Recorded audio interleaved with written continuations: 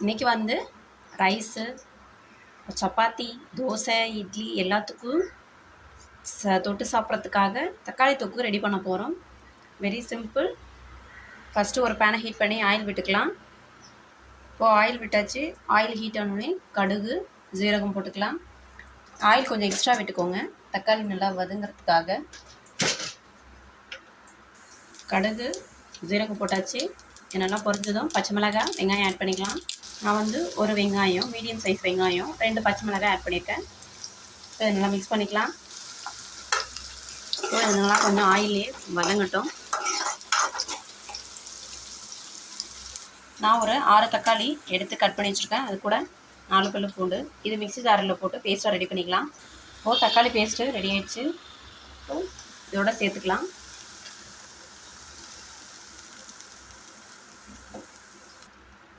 இப்போது இது நல்லா மிக்ஸ் பண்ணிவிட்டு கொஞ்சம் நல்லா வதங்கட்டும். அதுக்கப்புறம் மசாலா ஆட் பண்ணிக்கலாம்.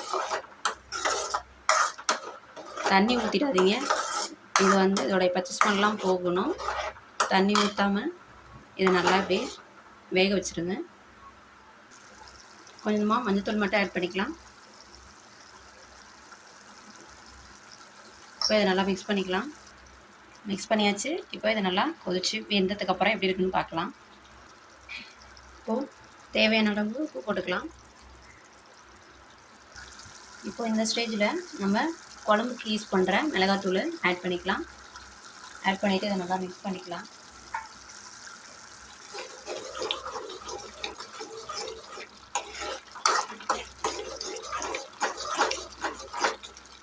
இது ஒரு 2 மினிட்ஸ் குக் ஆகும். அவ்வளோதாங்க, ரெடி ஆகிடுச்சு. இந்தளவுக்கு சுண்டி வரவளுக்கு எடுத்துடணும். மேலே கொஞ்சமாக கொத்தமல்லி இலை தூக்கிட்டு மிக்ஸ் பண்ணிடலாம். சிம்பிளான தக்காளி தொக்கு ரெடி ஆகிடுச்சு. சாதம், சப்பாத்தி, இட்லி, தோசை எல்லாத்துக்கும் சூப்பராக இருக்கும். ட்ரை பண்ணுங்கள். ட்ரை பண்ணிவிட்டு எப்படி இருக்குன்னு கமெண்ட்டில் சொல்லுங்கள். தேங்க்யூ ஃபார் வாட்சிங் மை வீடியோ.